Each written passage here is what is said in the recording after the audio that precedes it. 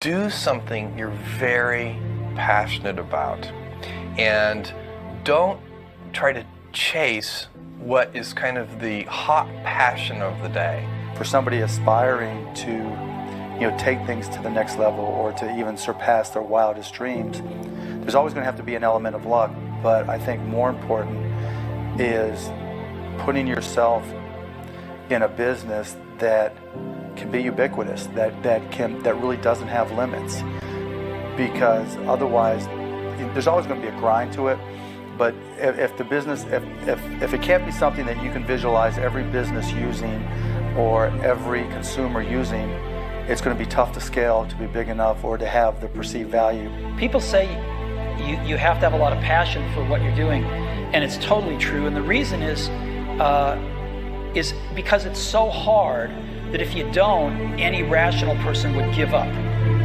It's really hard, and you have to do it over a sustained period of time. So if you don't love it, if you're not having fun doing it, you don't really love it, you're going to give up. You have to have an emotional investment in what you're doing. If you don't love what you're doing, I think people that look for great ideas to make money, aren't nearly as successful as those who say, okay, what do I really love to do? What am I excited about? What do I know something about? What's kind of interesting and compelling? One of the things that I do is I question a lot of things. And you can do that in a good way and a bad way, but hopefully if you try to get people to motivate why they're doing something and their way of thinking, the worst thing you can end up with is a situation where you get told, well, this is the way it's always been. That's the worst ever. That's a non-answer. Instead, ask yourself, given everything you have today, is there a way we can make this better? So when we see a kid with a lemonade stand, it's different than when we see a vending machine selling lemonade, even if it's exactly the same product, because the story around it is what people are paying for. So when I meet small business people, all I ask them is not what's their balance sheet, but what's their story. Why should I pick you? Why do I care about what you're doing? And if you start giving me all this inside baseball statistics about why you're 2% better than some other competitor, I'm already glazed over, because that's not part of the way I see the world. And there are a lot of people from whom we can learn a lot. And I think the one piece of advice is don't underestimate anyone you come across ever. Right. Whether they're, a blue collar worker waiting for the bus, or they're, helping you they're the server or bartender at the restaurant, or they're a lower ranking employee. I mean, the smartest leaders I've ever seen have always gone around the room and asked for everybody's opinions. This little idea explains why some organizations and some leaders are able to inspire where others aren't. Let me define the terms really quickly. Every single person, every single organization on the planet knows what they do 100%. Some know how they do it, whether you call it your differentiating value proposition or your proprietary process or your USP. But very, very few people or organizations know why they do what they do. And by why, I don't mean to make a profit. That's a result. It's always a result. By why, I mean what's your purpose? What's your cause? What's your belief? Why does your organization exist? Don't necessarily think that you have to have the home run and the huge Apple computer on your first start. I spent a long time in my life with skills just building little devices for fun. For fun is one of the key things, because that drives you to think and think and think and make it better and better and better than you ever would if you're doing it for a company. Build things at first for yourself that you would want. The two things we really zero in on people are, two things. They sound simple, they end up being very difficult. Courage and genius. Courage is the one we talk about a lot because it's the one that people can learn. Courage, which is to say not giving up in the face of adversity, just being absolutely determined to succeed, is something that you can force yourself to do. It can be very painful. You can force yourself to do it. The genius part is a little bit hard to force yourself to do. Courage without genius might not get you where you need to go, but genius without courage almost certainly won't. Don't think about how do I get big fast.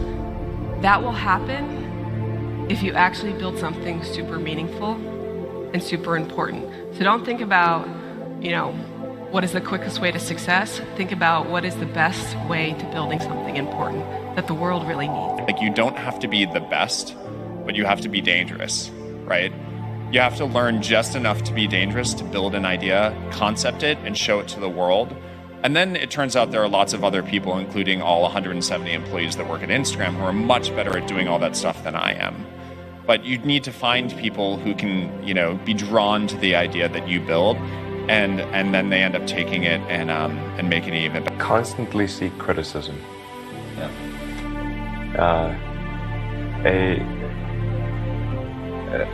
A well thought out critique of whatever you're doing is as valuable as gold. And you should seek that from everyone you can, but particularly your friends. And so I think when you are starting a new business, you don't want to go after giant markets. You want to go after small markets, and you want to take over those markets quickly. One way to conceptualize what makes a good product is, good engineering is part of it, good design is part of it, but really it's, one way I think about it is maximizing the probability that someone shows up at the front door of, your store or your website or whatever it is and ends up with a solved problem. And oftentimes the best methodology is to start with the perfect experience with just one person, get that right, and then figure out how to scale something great.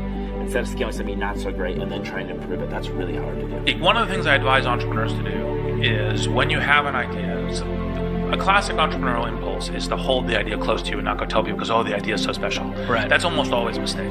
Go talk to Why is that a mistake? Yeah. It's a mistake because your actual real competitive advantage is not that you have this idea that you have locked away in your closet, which may or may not be accurate and you have no idea which it is. Your actual competitive advantage is if you're assembling the intelligence around, does this idea work? What is the right team? What is the right learnings? And we're essentially in motion. If you don't love it, you won't make it through the long period of pain that is inevitable. So make sure that you take care of yourself during the process. Make sure that you take care of your mental health, your physical health while you're doing it, because it's a long road. So many things go wrong when you're starting a company, and often I think people ask, what mistakes should you avoid making?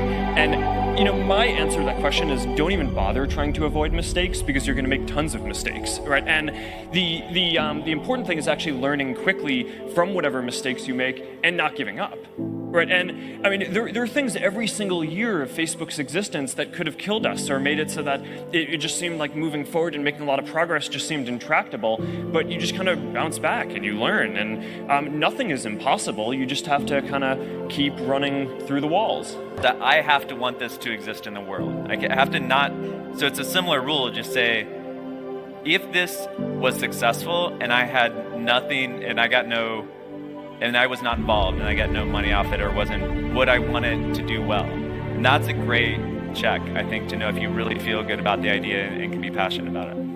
You should find a great partner no matter what it is that you're doing. And you should look for someone who is very high intelligence, very high energy, and very high integrity.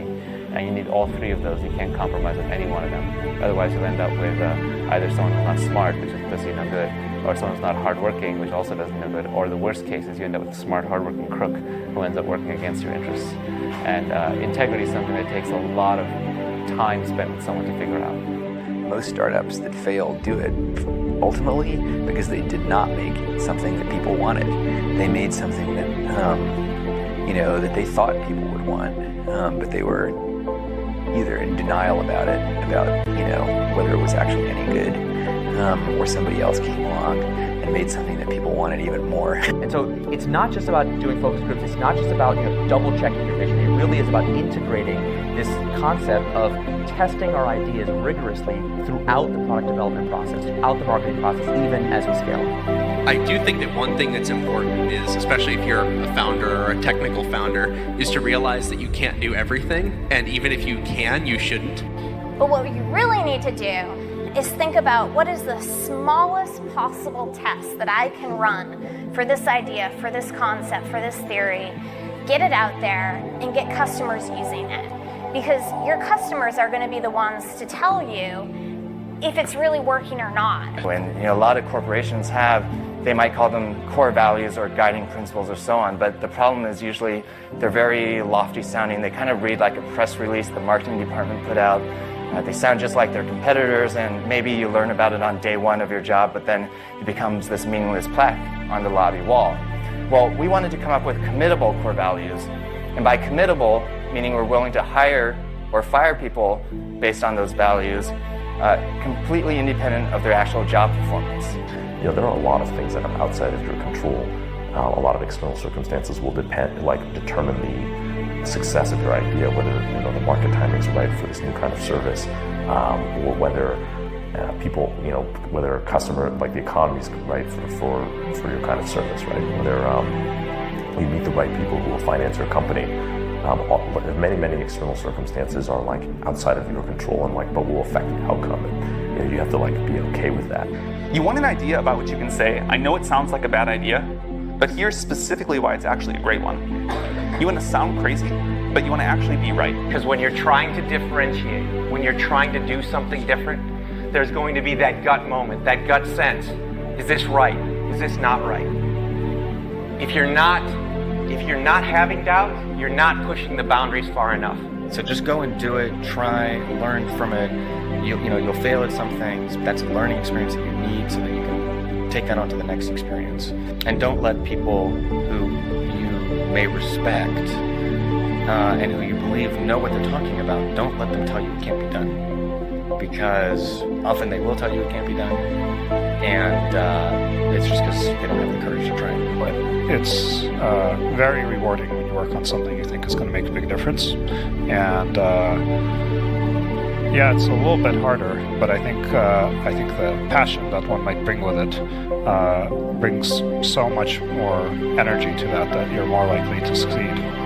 If you're not coming up with 10 ideas a day, that's why I have this thing. If I'm not filling up this page every single day, then my idea muscle will atrophy. And I started this in 2001, and I still do it every single day. Like, you have to come up with ideas every single day, or the idea muscle atrophies. The good news is, after about 6 months of doing that, you're like a machine. Like, people get surprised at how many ideas you could just have. Failure is pretty much guaranteed. Success is not guaranteed by any means, but failure is much more likely if you don't love what you're doing. If you know exactly what you want to be, you need to spend as much time with people that are actually that already.